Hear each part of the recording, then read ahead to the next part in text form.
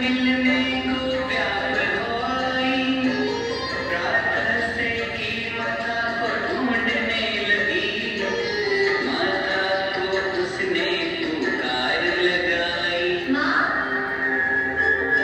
माँ, पुत्री, क्या हुआ? वसुमती, तुम इतनी घबराई हुई क्यों हो?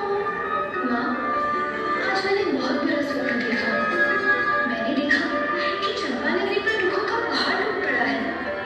सभी की आंखों में आंसू है। मुझे समझ नहीं आ रहा है कि ये कैसा स्वप्न है। पुत्री वसुमती, ये एक स्वप्न था। इससे इतना नहीं डरते। और जो भी किस्मत में होना होगा वह होगा ही। उसे कोई भी बदल नहीं सकता। पूर्व जन्मों के कर्म ही हमारे जीवन में सुख दुख लाते हैं। हमें सुख और दुख दोनों के लिए तैयार रहना चाहिए। हर परिस्थिति में हमें धर्म का पथ नहीं छोड़ना चाहिए।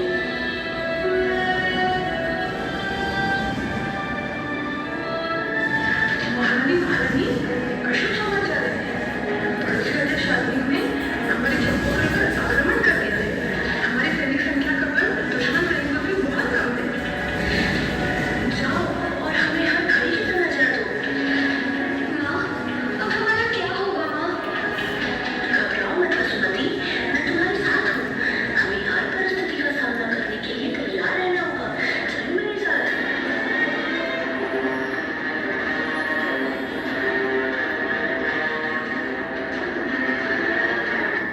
महारानी, महारानी, अनाथ हो गया। हम युद्ध हार गए। महाराज चंपापुरी छोड़कर भाग चुके हैं।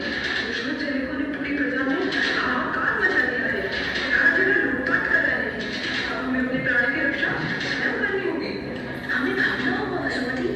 चलो मेरे साथ।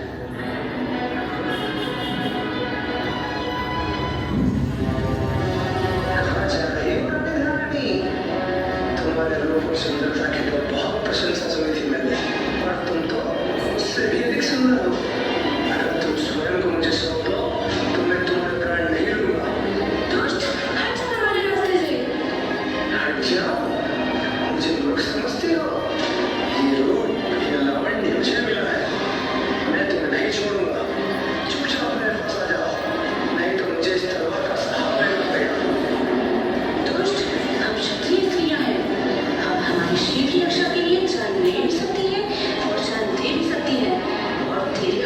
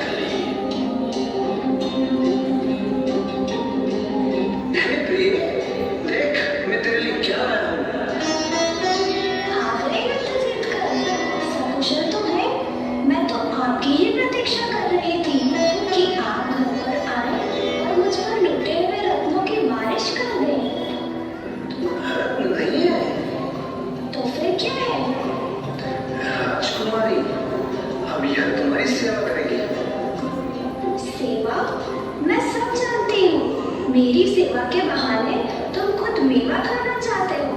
नहीं, तुम गलत सोच रही हो। एक तो मेरी सोच ले आए और मुझे गलत ठहरा रहे हो। खबरदार जो इसे घर में रखा। मुझे तो धन चाहिए, धन।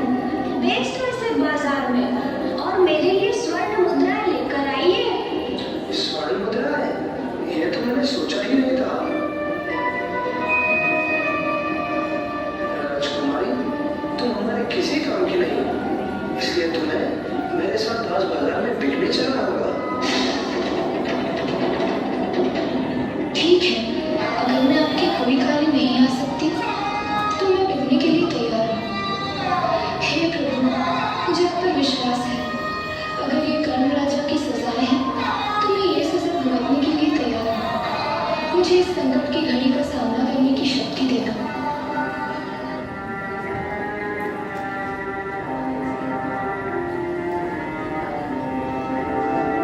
ये तो देखिए समय की विडंबना। एक राजकुमारी जिसकी एक समय में 1000 दासियां थी, लेकिन आज एक सेवक की पत्नी भी उसे दासी बनाने को तैयार नहीं है। लेकिन फिर भी राजकुमारी वसुमती अपनी श्रद्धा को धारण कर वहां से चलती है दास बाजार में बिकने के लिए। क्या मूल्य लगेगा कि ना धोने बिकेगी? आइए देखते हैं राजकुमारी वसुमती की आगे की कहानी। कर्मों के कारण क्या हाल हुआ है, दुख में चुन चुन कर उसको छुआ है। महलों की रानी दासी भी न बन पाई, बिकेगी बाजार में ऐसी सजा पाई। ऐसी थी चंदन बाला, ऐसी थी चंदन बाला, ऐसी थी चंदन बाला, ऐसी थी चंदन बाला।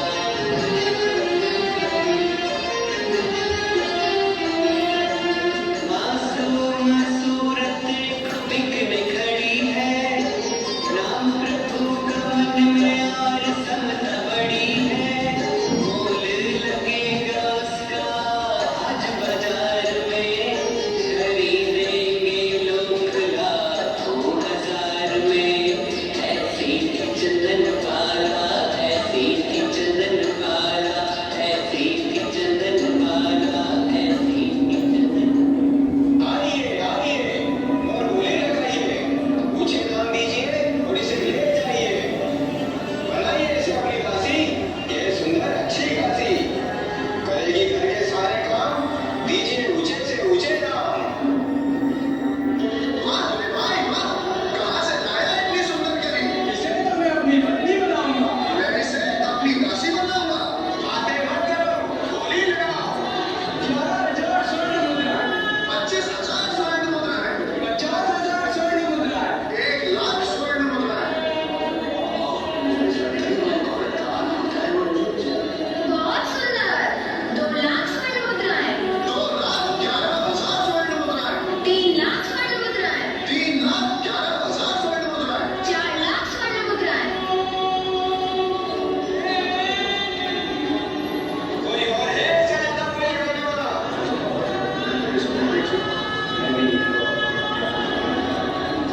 हे माता, तुम्हारा कुल कौन सा है? तुम्हारा कार्य क्या है? तुझे मुझसे क्या काम? उत्तम वस्त्र और उत्तम भोजन मिलेगा, जहाँ मैं तुझे बेचूंगी। नहीं नहीं, मैं तुम्हारे साथ नहीं जाऊंगी। मुझसे जबरदस्ती की तो मेरी लाश जाएगी। हे प्रभु, मेरी इतनी परीक्षा ना ले, मेरी सहायता कर। और उसी समय वहां पर धर्मराज सेठ और उनकी मंत्री का आगमन हुआ। ये स्त्री कौन है? ये बाजार में बिकने के लिए खड़ी है। तुम कौन हो? मेरा नाम धर्मा है और आज मैं अपने धन का सदुपयोग कर इस अबला को गलत हाथों में जाने से बचाऊंगा। 5,00,000 स्वर्ण मुद्राएं। और कोई है बोले लगाने वाला? जाओ इस सेठ के साथ।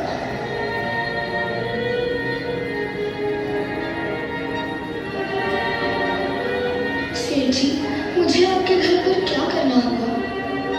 हमारे घर में जिन देवों की पूजा, साधुओं की सेवा, धर्म श्रवण जीव तेरा पालन होता है। अगर तुम चाहो तो तुम मेरे साथ चल सकती हो, और अगर तुम और कहीं जाना चाहती हो तो तुम मुक्त हो। नहीं नहीं, आप तो मेरे प्रभु द्वारा भेजे गए हो। आप मेरे लिए देवता समान हो। मैं आपकी शरण में रहकर धर्म ध्यान और आपकी सेवा करूंगी। मुझ पर उपकार कीजिए, मुझे एक शरण दीजिए। तुम्हारा नाम क्या है? सेठ जी, मैं अपने अतीत को भूलना चाहती हूँ। आप जो चाहे मुझे नाम दे सकते हैं। तुम्हारी बातों में चंदन से सुगंध है, इसलिए तुम्हारा नाम मैं चंदन वाला रखता हूँ। सेठ ने नाम दिया चंदन वाला, वसुमती ने अब है खुद को संभाला। पीछे पीछे देखो वो जा रही है, नए जीवन की आस को जगा रही है। प्रभु महावीर ने दर्शन दिखाया, चरणों में सबने यहाँ शीश झुकाया। 500 उपवास थे वीर प्रभु को, पार न कराओ चंदना ने ध्याया। ऐसी थी चंदन पाला, ऐसी थी चंदन पाला, ऐसी थी चंदन पाला, ऐसी थी चंदन पाला। मित्रों, ये धर्म का स्मरण, समर्पण और श्रद्धा की ही ताकत थी कि चंदनवाला गलत हाथों में न जाते हुए एक धर्मनिष्ठ परिवार में प्रवेश पा जाती है और महावीर के 500 उपवास की दीर्घ तपस्या के बारे में जानकर उनका पालना कराने का मौका पाने की प्रार्थना करती है। आइए चलते हैं धर्मा सेठ के यहाँ, जहाँ कुछ और नई चुनौतियाँ चंदनवाला की प्रतीक्षा कर धनवान सेठ उसे घर पर लाया, बोला सेठानी से उसको मिलाया। बेटी है मेरी सब जगह कहलाया, आनंद है कितना ये उसने जताया।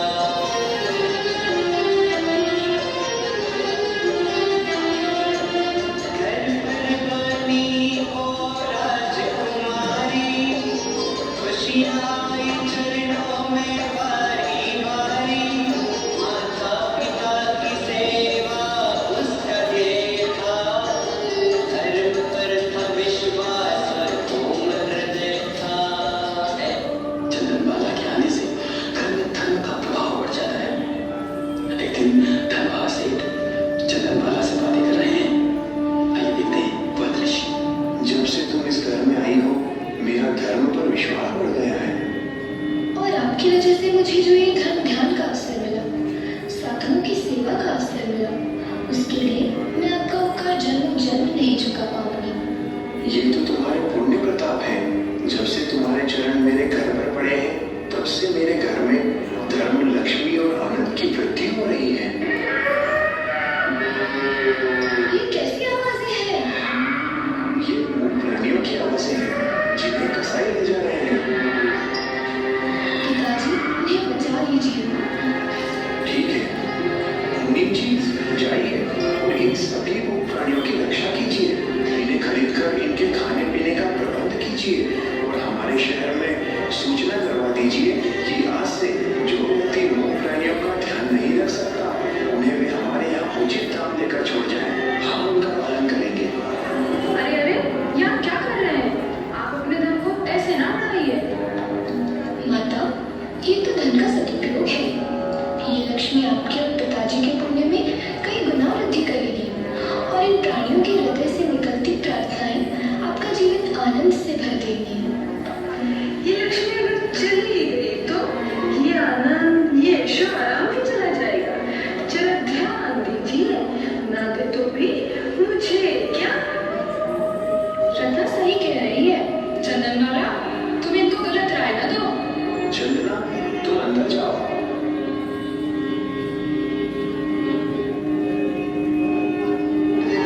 सेठ जी, हमारे व्यापार का रास्ता 7 देशों के लिए खुल गया है। अब हमारी कमाई 5 गुना बढ़ जाएगी। देखा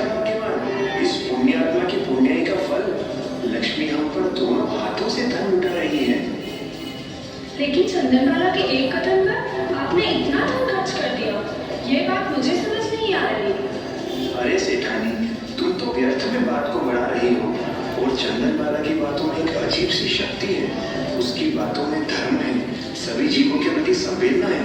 उसकी बात मानकर मुझे बड़ा आनंद आता है।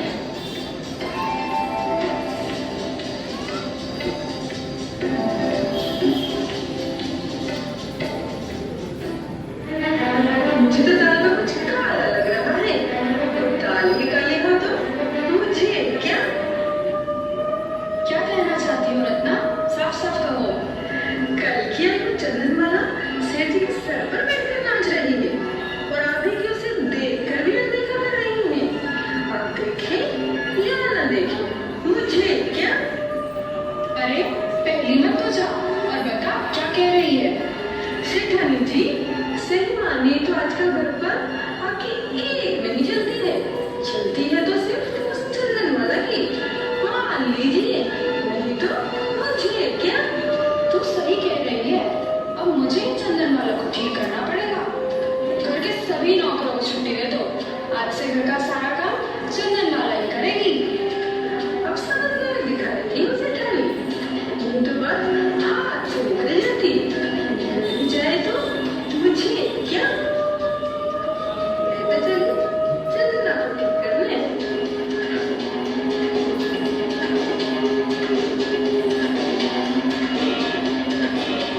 परंतु अब देखते हैं अगले दिन का दृश्य, जब सेठ जी घर पर आते हैं।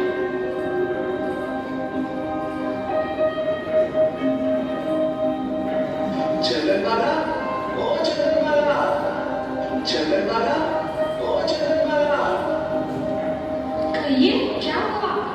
चंदनमाला कहाँ है? ऐसी क्या बात है जो आप सिर्फ चंदनमाला से ही कहना चाहते हैं? प्रिय, चंदना मुनि भगवान के आहार पानी की बड़ी फिक्र करती है। इसीलिए मैं उसे बताना चाहता हूँ कि नगर में मुनि महावीर आए हैं। 5.5 मास से उपवास कर रहे हैं, लेकिन फिर भी चेहरे पर गजब का तेज है। उनके दर्शन करके ये आंखें धन्य हो गई। ऐसा क्या विग्रह लिया है उन्होंने जो पूरा नहीं हो रहा? नगर का हर जन चाहता है कि उनका विग्रह जल्द से जल्द पूरा हो, पर वे हर घर से यूं ही खाली लौट जाते हैं। अगर मेरे यहाँ पर उनका विग्रह पूरा हो जाए तो मेरा जीवन धन्य हो जाएगा। मैं अभी ये बात चंदना को जाकर बताता हूँ।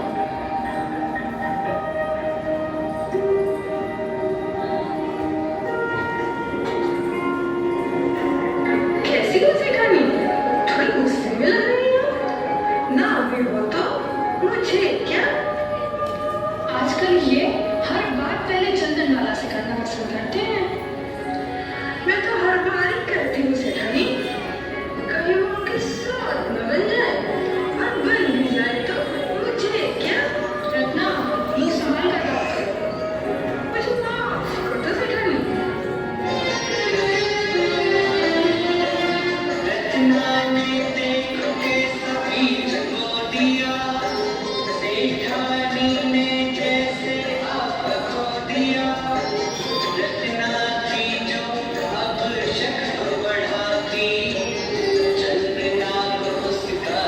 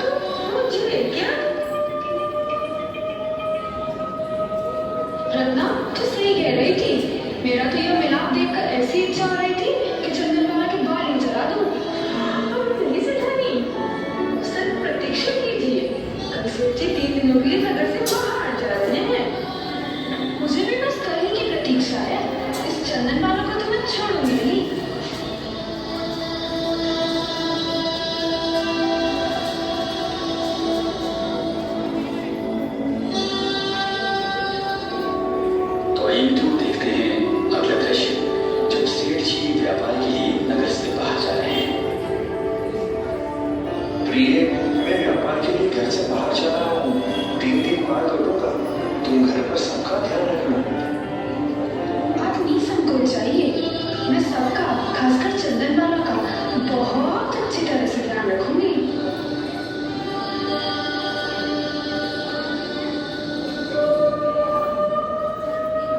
रत्ना, कहाँ है चंदन वाला? उसे गंदे वस्त्र पहनाकर, बेड़ियों में बांधकर मेरे पास लेकर आओ। बहुत बाल लहराने का शौक है ना उसे? मैं उसके बाल ही काट दूंगी।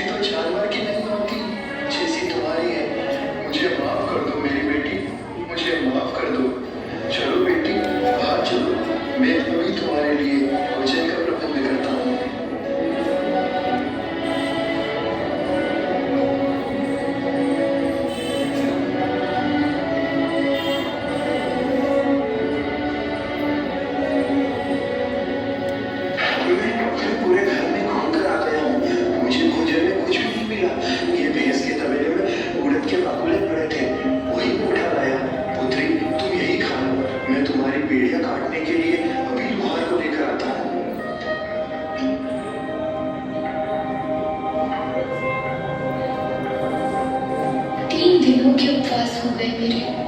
काश कोई मुनि भगवंत आ जाए और उनको वैराऊं और फिर कुछ खाऊं तो इस हृदय को संतोष मिलेगा। देखती हूँ बाहर कोई मुनि भगवंत है क्या? लग रहा है कोई आ रहा है। अरे ये तो मुनि भगवंत महावीर है। और मित्रों, इधर प्रभु महावीर 5 माह और 25 दिन के उपवास करके अभिग्रहों को धारण कर घूम रहे हैं। उनके अभिग्रह थे जो राजकुमारी हो, परदासी हो, जो सदाचारिणी हो, जो कुमारी हो, जिसके सर का मुंडन किया गया हो, जिसके हाथों में हथकड़ियां हो, जिसके पैरों में बेड़ियां हो, जिसके हाथों में सुपड़ा हो और सुपड़ी में बाकुली हो, जिसका एक पैर घर के अंदर हो और एक पैर बाहर हो, जिसके मन में दान देने की भावना